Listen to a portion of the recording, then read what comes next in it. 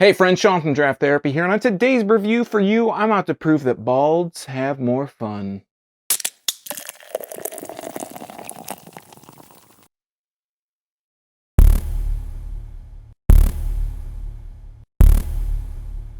Citrus Blonde is a 4.7% American blonde ale from Brew Detroit in Detroit, Michigan. I've been hearing left and right about how Citrus Blonde is going to replace Blue Moon's Light Sky as my summer crusher. And today I'm out to see if that's indeed the case. But seriously, will this replace Yumtown as my summer crusher?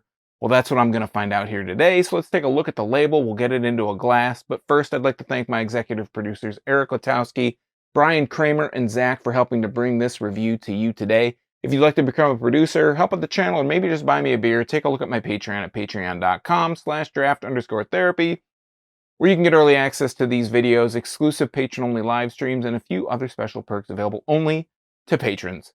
So let's take a look at the label. This is a really cool label from Brew Detroit. Let's start at the top. It says Brew Detroit Citrus Blonde. It has an orange up in the top in the middle of the sky for the sun. It has a green hop. That's really the colors on here. But then we have other iconography from the city of Detroit. We have the riverfront. We have the Rensen. We have the Spirit of Detroit. We have the train station. We have a few other buildings in there. It's just a really cool label. I just really like this label. Brew Detroit has a bunch of great labels, but I think this one is probably one of the best, and that's saying quite a bit because they usually do a pretty good job with their labels, but I really enjoy this one. On the side here, it says Brew Detroit, has their logo. It says American Blonde Ale, medium-bodied, orange and lemon peel, has a star and Detroit, Michigan on it, and the independent craft beer logo. Just underneath that is 4.7% alcohol by volume. If we look on the other side of the spine of the label, it has the government warning, and then Brew Detroit LLC in Detroit, Michigan. On the bottom, this was canned on March 5th, 2021.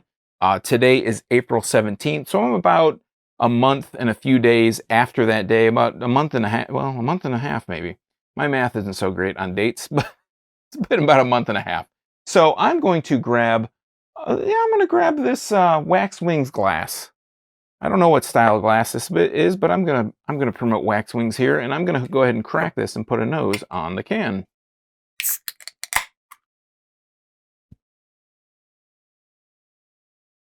I'm not getting a whole lot of aroma out of the can itself.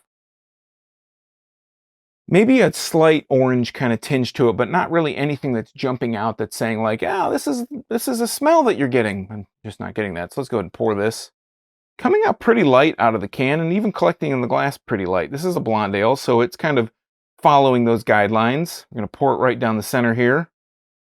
And it was pouring a little bit yellowish out of the can, pretty clear stream. And if we hold it up to the light here, as you can see, about 2 to 2.5 fingers of head pretty easily. Let's look at that again. Pretty dense, really dense, compact bubbles across the top, the cross section. They're a little bit larger, but they're not out of control. The only larger bubbles that you see on the top is more of the kind of the bigger bubbles rising up to the top and bursting. So if we hold it up to the light, that's a little hazy. There's a little bit of a stream of haze down the middle, nice carbonation. And I can see my fingers if I hold them pretty close, but otherwise it's just kind of more of a shadow that's coming through. So it's not totally transparent. It's not something super filtered like you might see from a macro, or maybe something that's more of a filtered style IPA, but you're getting a little bit of a haze. I wouldn't go so far as to say it's something like a New England. So let's go ahead and put a nose on the glass. A little bit more of a lemon quality is coming through. I felt like there was a little bit more of an orange quality coming through on the can, but I was kind of grasping. I wasn't getting a whole lot of aroma on that. But on the nose on the glass, I'm getting a little bit more of that lemon kind of aroma. I'm going to pour just a little bit more in here to top myself off here. This is a smaller glass. This is obviously not a 16-ounce can. This is a 12-ounce can. So I'm able to fit it all in here. But let's go ahead and try that out. Look at that nice rocky head. It's got a nice kind of little wave to it. I'm going to try it out. Cheers.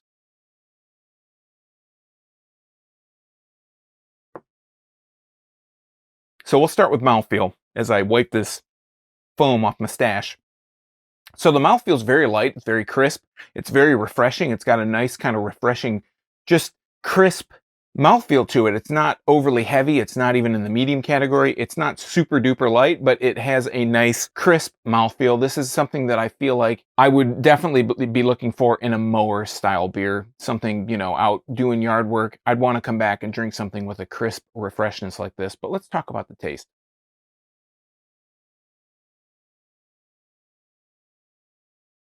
So this is a blonde ale. It's a little bit going to be on that lighter end. It's 4.7%. But it's full flavored. It's not something, some 4.7%, you know, that's kind of in the macro territory.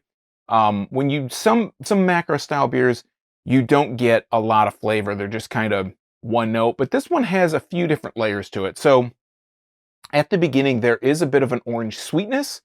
You kind of go through this little bit of a, I don't know, transmogrification where it goes into being a little bit, there's a little bit of a lemon zestiness to it and a dry finish to it.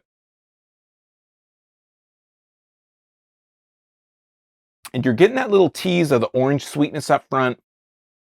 You're finishing out, it kind of hits that halfway mark and you get a little bit of this zesty kind of lemony bitterness. And then on the tail end, after it kind of goes down on the aftertaste, you're getting a more of that kind of lemon zesty dryness. And what happens is, because you get that orange sweetness up front and you get that lemon zesty and then dryness on the finish, it makes you want to go back and take another drink, you know, kind of refresh your palate. But by the time you've refreshed your palate and it's kind of, you know, like me, I'm talking, I'm blabbing and I'm flapping my gums here. And then my mouth feels like there's a bit of a dryness and I'm like, I want to take another taste here. And again, I feel like that's something that they want you to do, right? It's so when you finish this, you're at 4.7%. You're not, you're feeling, you know, after one or two, you're starting to get that slight buzz on.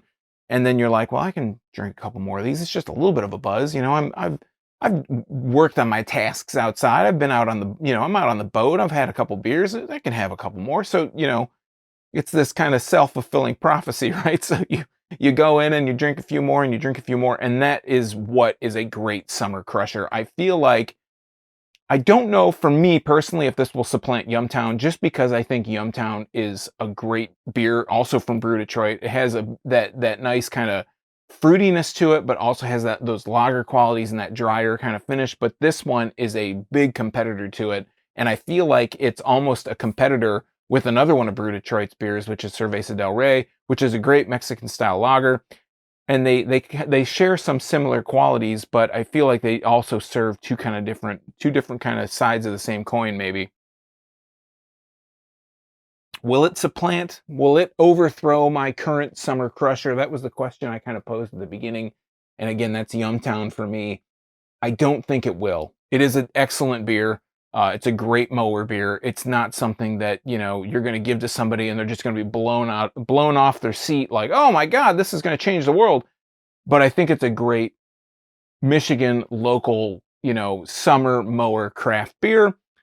Well, does it supplant Yumtown for me? No, it doesn't, but it is a great summer style crusher in its own right. All right, friends, that has been Citrus Blonde from Brew Detroit. Have you had this beer? And while we're at it, let me know what your summer crusher is, because it's going to be that time of year before we know it. And while you're down there, let me know all about your summer crushers. If you like beer, you might want to subscribe and click that bell, because I'm here talking about beer twice a week on Tuesdays and Thursdays. It's all for free for viewers just like you, as long as you know the URL. And you might miss your newest favorite if you're not subscribed and getting those notifications. So until next time, I'm Sean from Draft Therapy. Thanks for stopping by. Remember, drink craft beer, support your local breweries wherever they are. This one's in Detroit, Michigan, of all places. And until next time, don't forget to treat yourself to a little draft therapy. See you next time. Cheers.